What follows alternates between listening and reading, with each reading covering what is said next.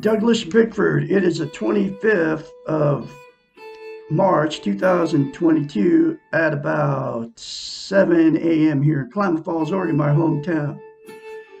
I'm broadcasting live out of my 105-year-old house here in Klamath Falls, Oregon. Today is going to be a great day. You're all full of goodness. Unlike how we've been taught that we're born bad. You were not born bad. You were born with goodness. You're full of goodness. But anyway, I have to say that in the first part of my video because we have been trained not to feel good about ourselves. And it comes from all the so-called holy books. It comes from the TV, okay? And we are all full of goodness, okay? And we're going to go out good. And good things are coming, trust me. Anyway, I am teaching self-esteem out of this book right here. It's called The Portable Therapist, written by a doctor of psychology. Her name is Susanna McMahon. She lives in Madrid, Texas. She's 73 years old. This book was published in 1992. And I kid you not, almost every chapter talks about how they've taken away our self-esteem on purpose. I'm talking about the schools and all the learning institutions, you know, the public education, the churches, the states, the governments, the television, okay, the radios, the newspapers back then. And now they're using the social media to take away our self-love. They don't want us to have it. I'm the absolute only one teaching how to get it, teaching self-esteem, teaching how to get it, teaching how to get it, and teaching you how simple it is to attain, and also teaching you how important it is. Okay, she wrote this book for her clients. Okay, she's 73. She's had thousands of clients, and she's a psychiatrist, right? So she knew to get through to make them healthy-minded, they had to attain self-esteem. So she came up with mirror therapy.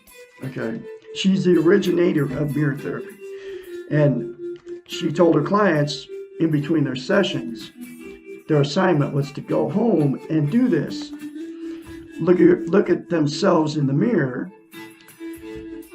Say I love you.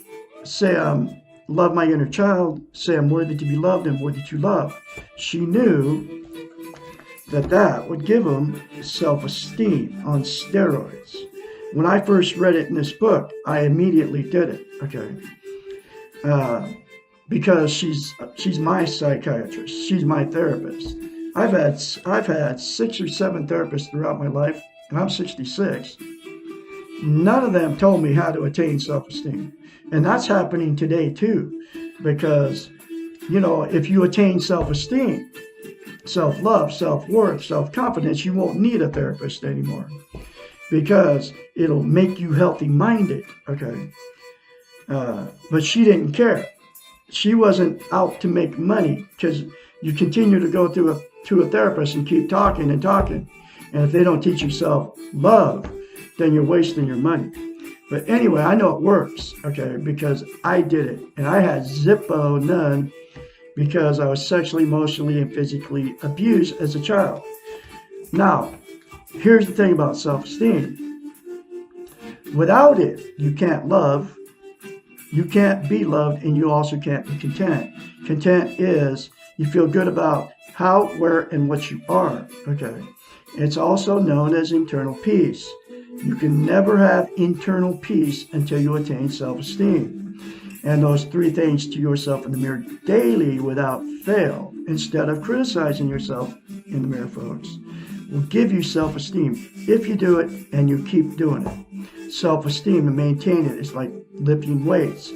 You stop lifting weights, you have to start over again. It's the exact same thing with self-esteem. If you quit saying that to yourself in the mirror, you won't maintain self-esteem. So every day when you get up, you have to say it. basically for the rest of your life. 10 seconds out of your life, folks. Less than 10 seconds. I love Douglas Bickford. I love my inner child. I'm worthy to be loved and worthy to love. Say those 3 things to myself daily. Less than 10 seconds will change your life if you do it and you keep doing it. So, you can't be loved without it. You can't get love. So what happens is you get yourself, or you can't give love. So you get yourselves in toxic relationships because 2 people that don't have self-esteem will attract each other. People with self-esteem will attract each other. And the relationships always go sour if you don't have self-esteem. Neither one of you have self-esteem. So 2 things will happen. You'll stay stuck in a toxic relationship. There's a lot of people doing this too for years, and then you just abuse each other. You know, the name calling, and you know, you don't love each other. You just like, you need each other. You hang out together because you need that person for whatever reason, or you're afraid to leave them. You know, you're embarrassed. So you stick it out for years, and even though you're not happy, okay? Or the other thing that'll happen in these relationships with 2 people without self-esteem, your relationship jump. That's what I've done. I've been married 4 times because of no self-esteem. It'll never happen to me again, okay? Next person I meet will have self-esteem, and the proof of that will be, she's going to have to be able to say, I love you in the mirror, say I love my inner child, say I'm worthy to be loved and worthy to love without fail. And I'll know if she has self-esteem, if she can do that. So that's like my test for my next relationship, because if they don't have self-esteem, this woman that I meet, then she can't love me. Okay, so I won't be loved. That's why I won't get into one of them relationships again. That's why I've had 4 failed marriages. But I didn't have self-esteem then. I got it now on steroids because of mirror therapy. And so you can't be content either. And content is internal peace. You know, it's like I just said, how you feel good about how, where, and what you are. So what people do to try to be content is there's 10 things. These 10 things are called externals. They'll make you happy temporarily, but they'll never make you content. Drugs, alcohol, sex, food, TV, gambling, religion, material possessions, another person, money. Okay, 10 things. They'll make you happy temporarily, but not permanently content. That's why millionaires they commit suicide because they lose all their money or whatever, because the money doesn't make them content. Material possessions, same thing, but all of those are always temporary and they'll never make you content. And the absolute only way to get self-esteem is those 3 things to yourself daily in the mirror. I kid you not. So anyway, here is the next chapter. When will I have enough self-esteem? Never, period. Self-esteem is not a commodity or a goal. It is a process. You will never, ever say to yourself, I have arrived, I have enough. I can stop learning and working on myself.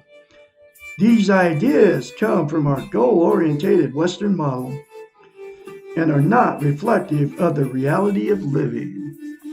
That's that training she talks about in this book. There is no time in your life when you can stop the clock and hold things as they are. Remember the hero's task, to know that he cannot change the world, but to do his best anyway. Life is a challenge, and learning to love yourself is one way to deal with the challenge. You really know that you have self-esteem when the world around you falls apart, when people you love leave you, when your illusion of security disappears. At this time, you will feel sad, angry, confused, and afraid, but you will still love yourself and treat yourself in a loving way. As a matter of fact, this is the time to be more loving to yourself. You cannot store your self-esteem and pull it out when you need it. Practicing self-esteem is similar to exercising your body. If you work out every day for a year and then quit for a month, you will have to begin again. Your body will not retain all the previous workouts and be in the same shape after you have quit. Practicing self-esteem means practicing it all the time, and that's why I told you got to say it the rest of your life, folks. Those 3 things to yourself in the mirror. You cannot quit and hope for the same results. You cannot learn to love yourself and then stop and hope that you will feel loved when you need it.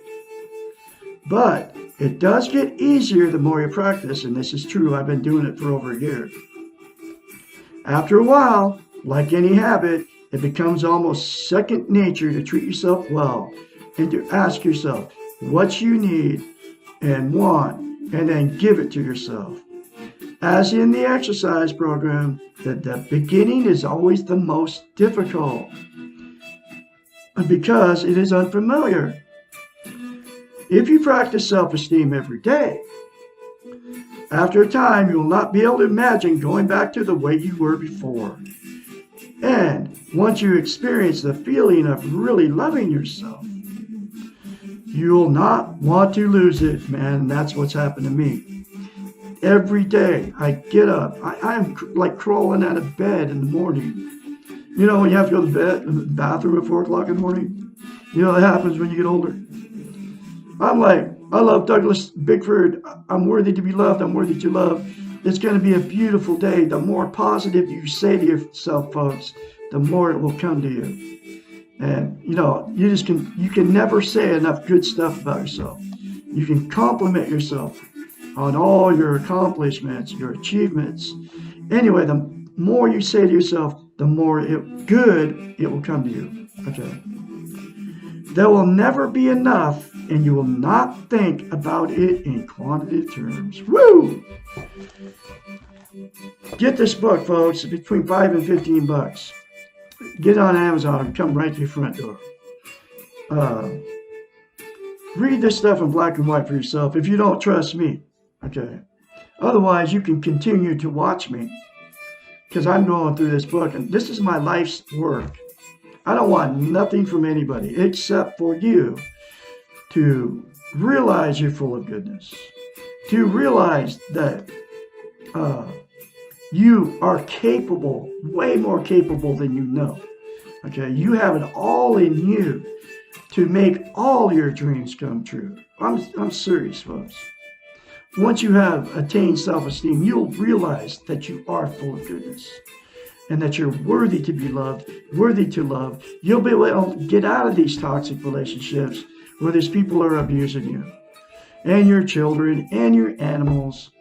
You will be able to march through the world with your head held high, your shoulders back, and march through this world full of pain, fear, and death. And just keep doing the best you can do because we're all human. We're all connected, folks.